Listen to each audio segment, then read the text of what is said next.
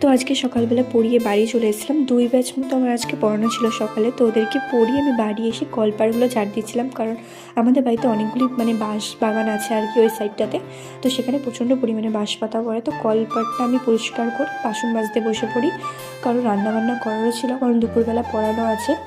তো আমি ভাবছিলাম যে আজকে কী রান্না করব, তার মধ্যে মনে পড়লো যে আমি আসার সময় মুগের ডাল নিয়ে এসেছিলাম। যেহেতু আগের দিন ছিল একাদশী, আজকে দ্বাদশী, তো সেহেতু নিরামিষ খেতে হয়। তো ভাবলাম আজকে মুগের ডালই করব। তার জন্য আর কি এখানে ডালটা আমি ভেজে নিচ্ছিলাম, তারপরে সিদ্ধ বসিয়ে দিই।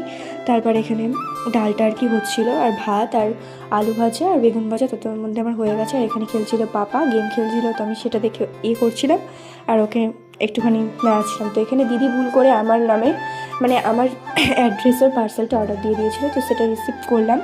তো তারপরে আমি চলে আসি আবার পড়াতে। আর এই বাঁশবাগানটা দেখো, পুরো এখানে শিয়ালদের আড্ডা, প্রচণ্ড শিয়াল থাকে এখানে।